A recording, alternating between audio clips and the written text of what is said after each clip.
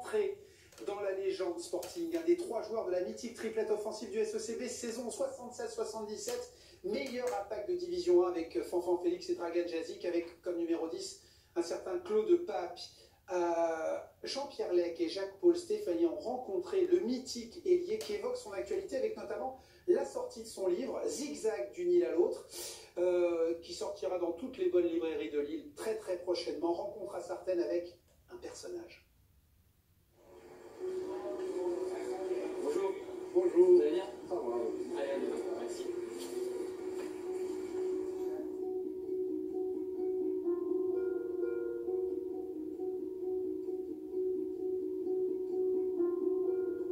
Jacques Zimaco, bonjour. Bonjour. Merci de nous recevoir ici chez vous à Sartène. Alors, votre actualité, c'est ce livre. Il y a beaucoup de choses qui sont racontées dedans. Bien vos premiers pas avec notamment votre grand-mère, jusqu'à votre arrivée ici dans votre deuxième île. Voilà, oui. C'est surtout, c'est un livre qui ne reprend pas les exploits que j'ai fait au niveau de ma carrière. C'est surtout l'histoire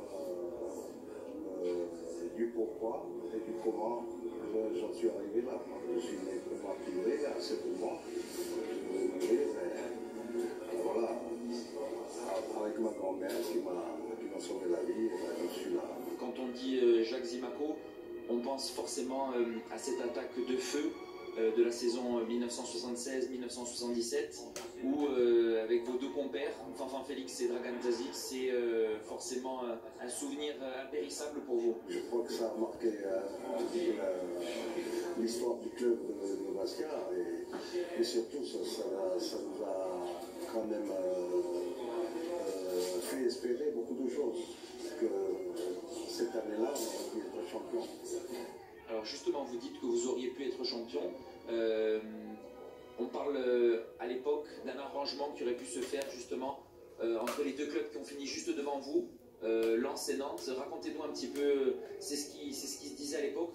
C'est-à-dire que, enfin, je pense, enfin moi personnellement, je crois qu'à cette époque-là, Bastia n'avait pas la capacité de recevoir la Ligue des Champions.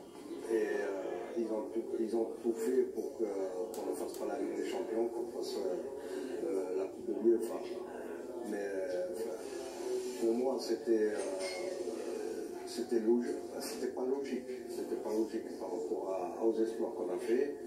Et surtout que ce moment-là, avec Dragan, Fanfan et le nouveau Claude, on avait fait une meilleure attaque que le championnat. L'année 1981, c'est une année un petit peu spéciale avec cette finale de la Coupe de France, Bastia-Saint-Étienne, avec beaucoup d'histoires autour de ce match. Racontez-nous comment vous l'avez vécu, vous, du début à la fin. J'ai demandé à Herman, qui était notre entraîneur de l'époque, de ne pas jouer cette finale contre Bastia. Et il a accepté. Malheureusement, le soir, le vendredi soir, il me rappelle Herman pour me dire il faut que j'aille jouer cette finale contre Bastia. Alors moi, c'est un crève-cœur. Alors j'en ai entendu des vers très déformures dans l'avion. Mais moi, c'est plus de la boutade qu'autre chose, quoi. Nous, on n'était pas trop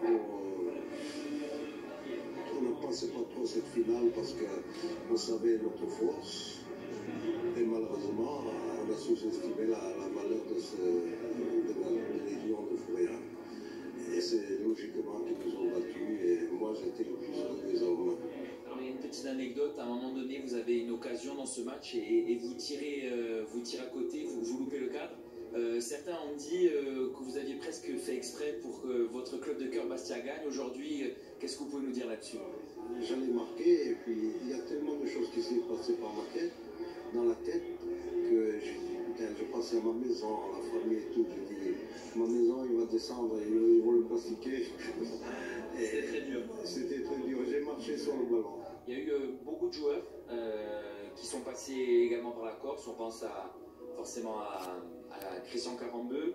Il y a également Marc Cagnan. Comment on peut expliquer cette relation particulière qu'ont les deux îles avec ces footballeurs célèbres qui ont joué ici? Je pense que moi personnellement, si on est arrivé en France, c'est grâce à la concurrence.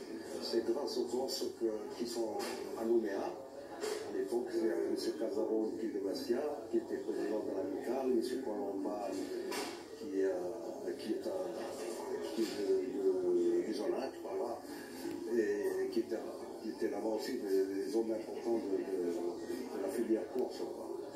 Et c'est comme ça que tous les joueurs qui sont comme moi chez nous venaient en course logiquement. La Corse aujourd'hui, c'est là où vous résidez, ici notamment à Sartène.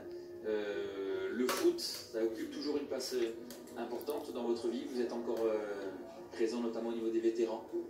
Ah oui, vous savez, quand vous avez joué pendant un certain moment vous avez toujours joué au football, c'est difficile de ne pas faire autre chose qu'être sur un terrain avec les jeunes, avec les vieux. Il n'y a que sur un terrain que je suis bien, que je suis dans mon élément. Bastia, le football corse, vous suivez toujours, ça vous arrive de remonter, voir des matchs de votre club? Si je suis devenu quelqu'un, c'est grâce à Bastia, et ça me fait mal au cœur de voir Bastia à ce point-là, à l'endroit.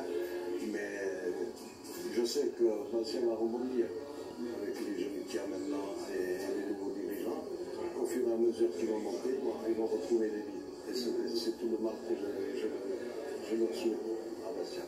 Merci Jacques Simaco de nous avoir accueillis ici chez vous et à bientôt. Merci, à bientôt. Président, comment se dire bonsoir en 10 secondes, un projet pour le club de